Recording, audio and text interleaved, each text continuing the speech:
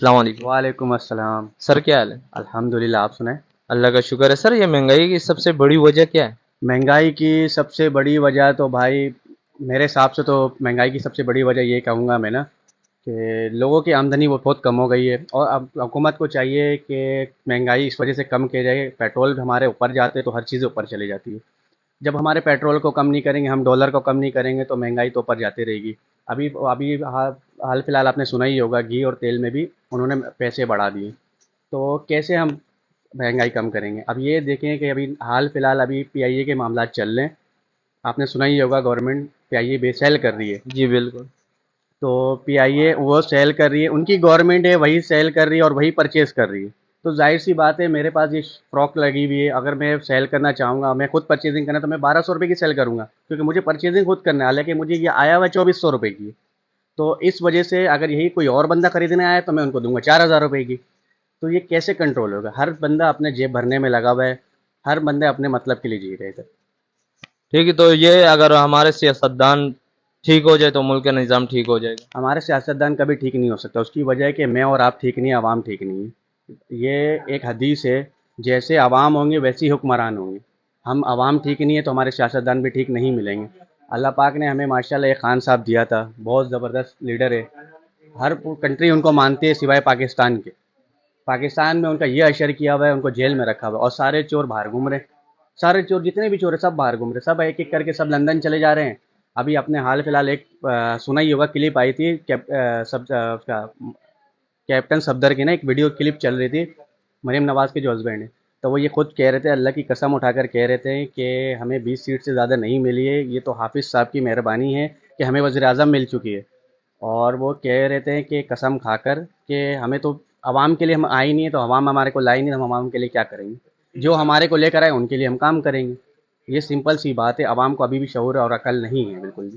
السلام علیکم. وعلیکم السلام. سر کیا حال ہے؟ اللہ کا شکر. سر پاکستان میں جو اتنی مہنگائی چل رہی ہے، اس کی سب سے بڑی وجہ کیا ہے؟ اس کی بڑی وجہ یہی ہے، سارے مقصد حکومت ہے اس کی ذمہ دار، سیاسی وہ ذمہ دار.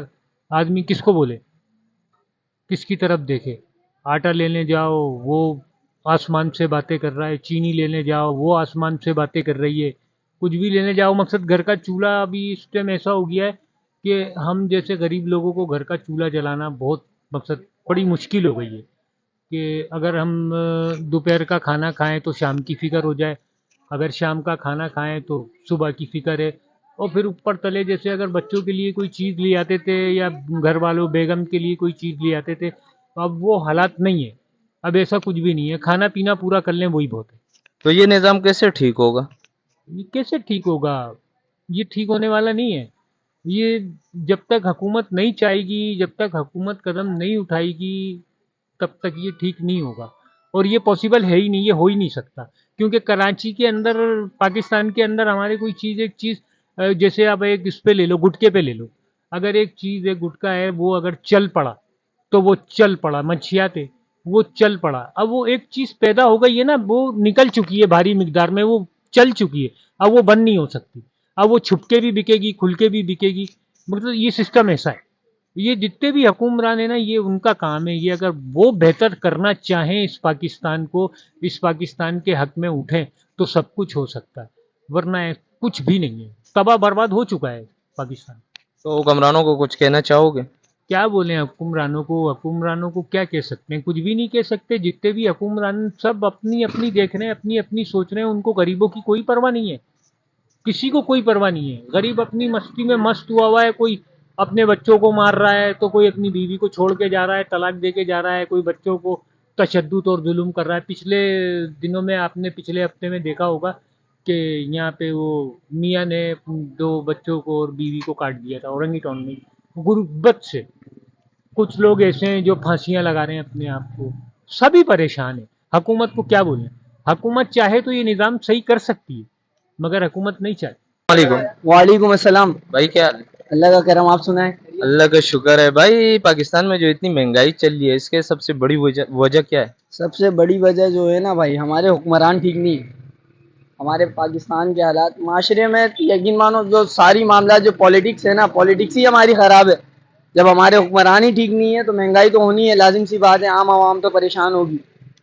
اور جس طریقے کے صورت حال ہے، ٹیکس ہر چیزوں میں ٹیکس لگا دیا ہے، بجلی میں ٹیکس، فلانا فلانا، مطلب ہر آئٹموں میں تو ٹیکس لگا دے رہا ہے. اور امپورٹ ایکسپورٹ ہمارا ہے ہی نہیں، مطلب پاکستان کے نون لیگ بھی ٹھیک نہیں ہے، ایسے ہی ہے نا.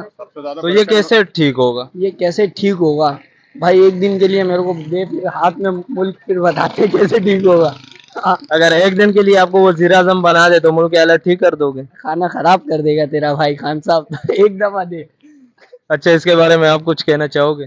میں یہ کہنا چاہوں گا کہ بھائی اصل مہنگائی کا مین ریزن یہ ہے کہ جو جتنے عوام پریشان ہیں اس لیے کہ بہت زیادہ مہنگائی ہو گیا، اور یہ جو مہنگائی بہت کم ہونا چاہیے، لوگ بہت پریشان ہیں مہنگائی کی وجہ تو سے. یہ کیسے ختم ہوگی مہنگائی؟ یہ پیسہ کرپشن اتنا ہے پاکستان میں، بدعنوانی ہے، یہ اس وجہ سے بھائی کو مہنگائی بڑھ بلانا رہا ہے، ہوگا بھائی کو. سمجھے. الطاف اور بھائی دوسرے آئیں گے تو کچھ ہوگا، بھائی آئیں گے تو کچھ ہوگا بھائی. بھائی کا نام بتا دے، کون سا بھائی ہے؟ الطاف بھائی ہمارے، اور کون؟ ان کے علاوہ کوئی سیٹنگ چیز سیدھا نہیں کر سکتی. الطاف. السلام علیکم. وعلیکم السلام. سر کیا حال ہے؟ الحمد للہ بھائی. سر یہ پاکستان میں جو اتنی مہنگائی چلی ہے، اس کی سب سے بڑی وجہ کیا ہے؟ سب سے بڑی وجہ بول اس پہ کیا بیان کرے کہ حکومت جو ہے ہماری سمجھ لے کے توجہ نہیں دے رہی، یہی کہہ سکتے ہیں، اور کیا بول سکتے ہیں.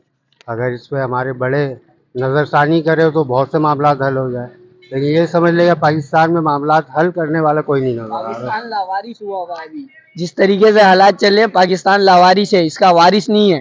اور جو وارث ہے اس کو تو بند کیا ہوا ہے. قیدی نمبر 804 ہیں، یا تو خان یا تو بھائی، دونوں میں سے ایک جوان. کیا بولتا بھائی؟ جو ابھی بچے نے کہا نا کہ ایک ایسا چاہیے، محمد بن قاسم جیسا ایک بندہ چاہیے، اور جو ابھی اندر ہے، تو اس کا یہ آخری جواب ہی یہی ہے، سمجھ لیں آپ. مطلب قیدی نمبر 804 نکل جائے تو ملک کے نظام ٹھیک ہو جائیں گے؟ بالکل امید ہے کہ بہت بہتر ہو سکتا ہے، بہت بہتر ہو سکتا ہے.